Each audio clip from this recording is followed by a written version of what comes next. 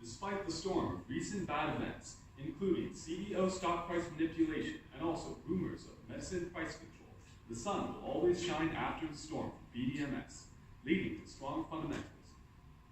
Greetings, we are from Team 11 and are here to present our analysis of Bangkok Dusit Medical Services. From our analysis, we recommend a target price of 27.06 baht from a close of 22.80 on the 10th of January, representing its 18.68% potential upside, a strong buy for defensive stock with multiple positive factors listed above. But first, let's have a look at the business. So, as one of the top 5 largest hospital groups in the world by market capitalization, naturally the majority of their income comes from their hospital groups, with a small amount coming from the sale of medical supplies. As for their patients, they mainly target Thai patients of middle to high income, but also in recent years have started targeting foreign patients, with a future foreign patient target contribution of 50%. To aid in this, historically they have done expansion of both vertical and horizontal, the latter of which they stopped in 2017.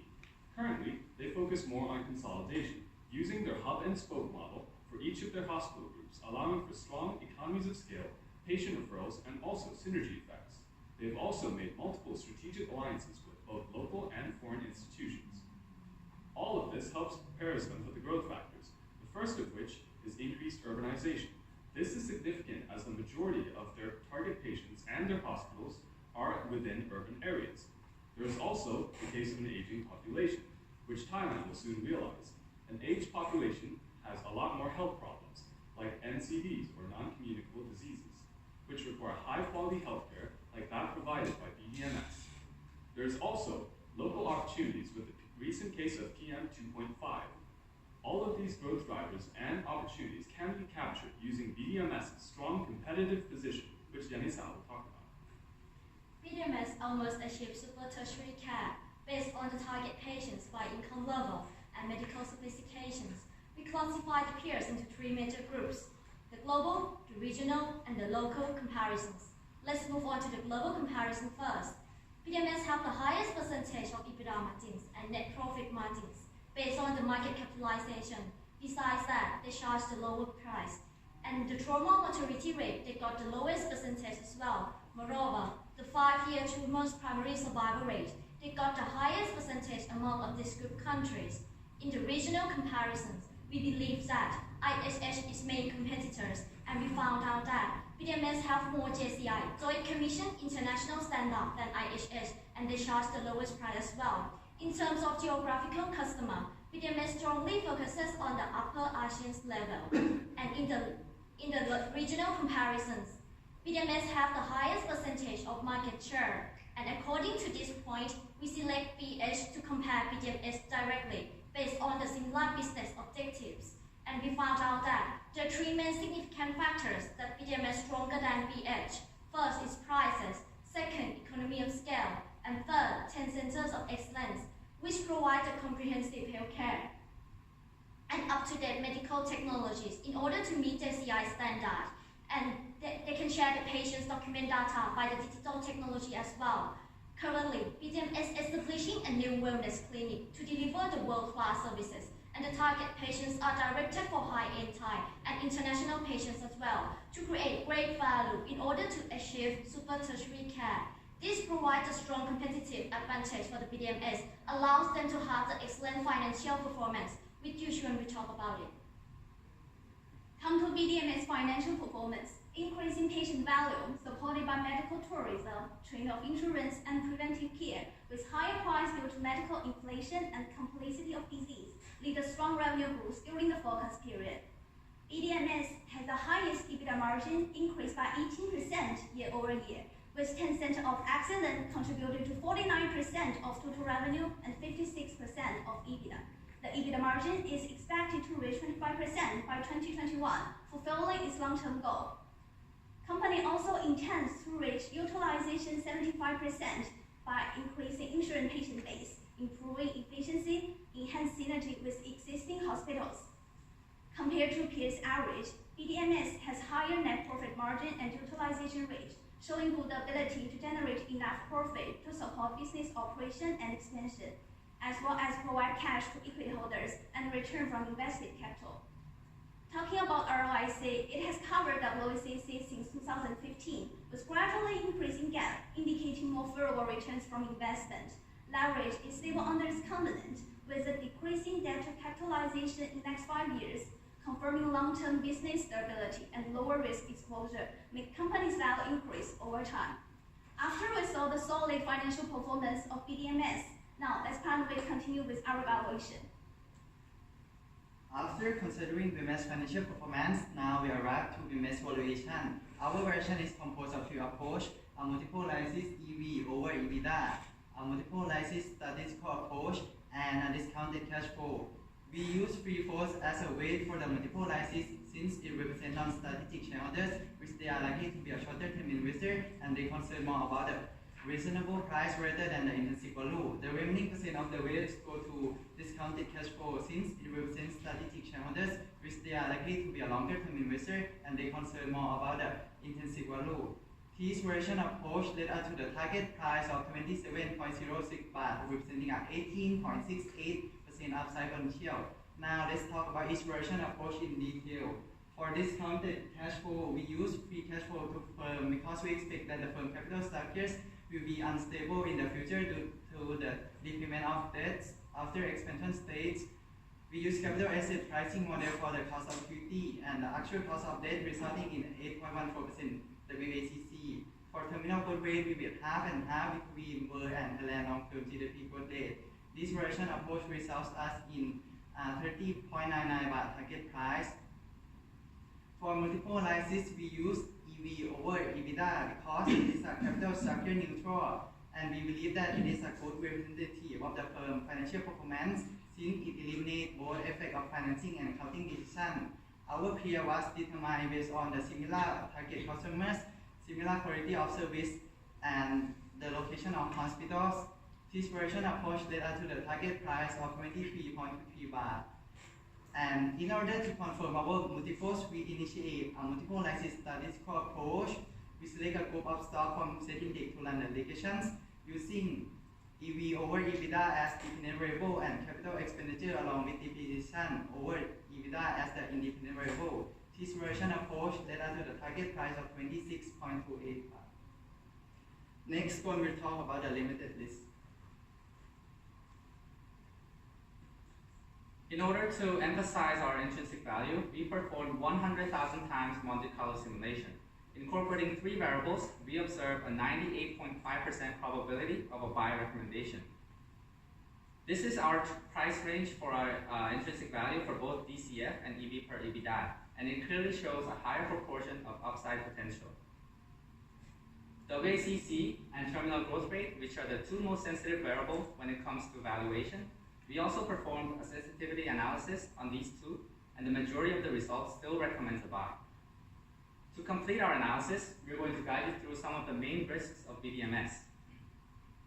The possible risks include GDP growth rate, recent legislation seeking to set a price ceiling on private hospitals, medical school hospitals like Sirilat and Lama, which also offer similar quality care with competitive price, and lastly, the rise of Middle Eastern medical hubs that could decrease the market share of BDMS. To conclude, we consider that we have identified factors that the market has in pricing yet. So, with the total return of 20.28%, we're very confident of our buy recommendation. Thank you very much, and the floor is now open for questions. Thank you. Hitachi, we start to ask questions when you're ready. For revenue growth in future years, about 10 to 12%, would you break it down by the net growth rate? Thank you for your question.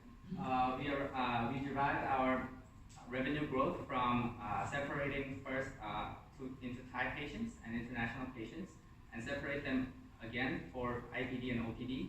For revenue growth, for the patient growth, we use the historical 5 years average, and for the international patients, for example, for IPD, we also applied the management plan in order to expand their hospitals, and we use the number of beds and use the utilization rate in order to get the ADC in the future. And we and for the price, we also included inflation medical inflation, which is the internal inflation that the management said that it is around 3 to 5%. Can you explain on the risk side? I think you mentioned the regulations, and have you done some work to see what could be the impact financially and how would it impact the investment case if it happens? Thank you for your question. So for the regulation on price regulations on private hospitals, we also included this variable into our Monte Carlo simulation, which is under the second component, which is the revenue from drugs, medical supplies, and medical service fees. At the moment, we don't know how much percentage the price ceiling would be, so we just put the worst case as negative 30% on the revenue, and the target price still is a buy because it's 28.92. How many times did you run the simulation? 100,000 times. And for my questions, is about your beta assumptions. So I saw it's 0.6, and what's the logic behind? Thank you for your questions. For our beta, we run the regressions between changing price of BDMS and changing price of the set index. So we use 5-year historical weekly. More to add on, we used the 5-year because during the previous 5 years, it was the stage of M&As. So this would fully we'll get the correlation between BDMS and the set index, the best according to their strategy of M&As during since 2011 to 2017. Just on this slide, on valuation part, you say you weight Thailand and grow 50% of the GDP growth as a terminal growth. Since BDMS exposure is mainly Thailand, why do you weight 52%? Thank you for your question. We weight 50% of Thailand GDP and 50% of global GDP. The main reason is because companies' management, they want to capture 50% of international patients in the future. So we use 50-50 as their international patient is well diversified in the global. And just follow up on that question. So, how much, in terms of pricing, how much can they raise out in terms of in the future for the next 5 years to capture the foreign patients? Thank you for your question. In terms of price, both Thai patients and international patients, we apply the same internal rate of inflation, which is 3 to 5%. So it is actually included in our valuation. For the EBITDA margin, that's I think in the past, company's EBITDA margin has always been in the range between 1 to 23%, and for future, you believe it will go to 25%. Is it because you fully believe what management has guided, or you actually perform some analysis and think that's very achievable?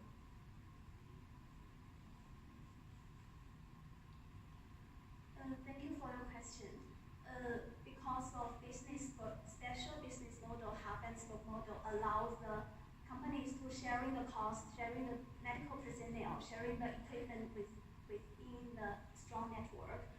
They can also achieve economy of scale. Also, the company, they have cooperation with many insurance company. They intend to expand the insurance patient portion to increase the margin. I think for in year 2017 and maybe a few years before that, the company's EBITDA margin actually dropped from historical stable level 23 to 21%, but actually they're still increased, so the cost of the equipment sharing should have benefited the company, but we didn't observe in the past. Why do you think it will happen in the next 5 years? Thank you for your question. For this matter, actually the 10 Center of Excellence, they already achieved 25% EBITDA margin already, but the lacking of the spoke hospitals that's just ramping up due to new hospitals, they don't fully realize the economy of scale and the synergy effect yet. So their EBITDA margin is growing gradually, and as a whole, it will reach 25%. Do you see any impact on the change in key shareholder?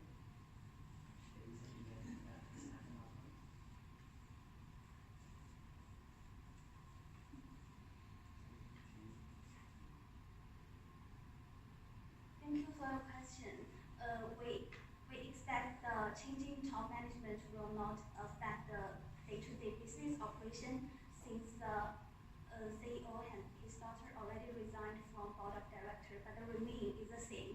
So we believe the company will use same strategy, they have same goal, and future direction will not be changed. So the CT score will not change as well, will not affect our evaluation.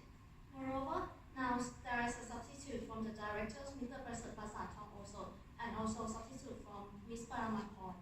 Whose substitute from Mr. Prasad also is Ms. Narimon Noyap, and from Ms. Paramakon is Mr. Putipong. You explained, I think in one of your chart, you basically highlight that utilization eventually will go up to something like 75%. Have you kind of cross-checked that actually can any hospital chain can run actually 75% utilization? Thank you for your question. For the matter of fact, we haven't checked with other hospitals that whether if they can reach 75% or not. But actually, the utilization rate is dependent on the available beds, because this available beds is the divisor of the utilization rate. So it depends on the available beds, not the registered beds. So we believe that as patients from insurance will increase, and this will fill up the gap between utilization rate of right now and in the future.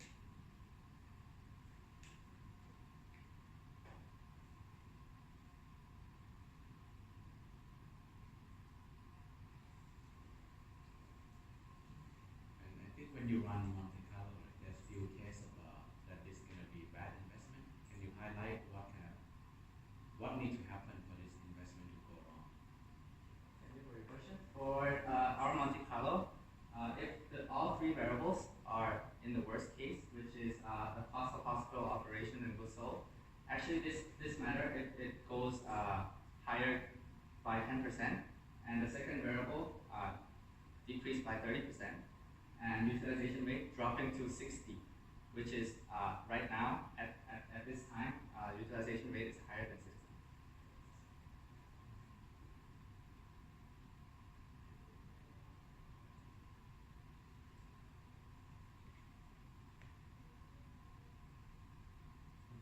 From your DCF kind of price, how much portion comes from the terminal value?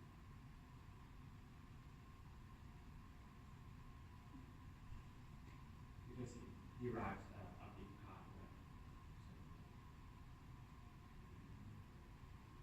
Thank you for your question. We believe that it's around 20% that contributes to the DCF model.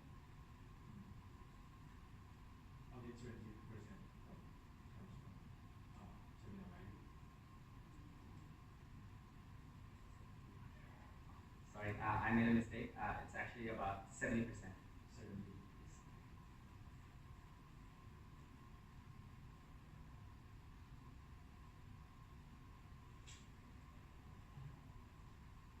And for the expected equity returns, how do you derive the numbers of 7 or 8%? Your assumption cost of equities. Thank you for your question. For the cost of equity, so we using capital asset pricing model, and we add with Your time is up now for the Q&A. Thank you.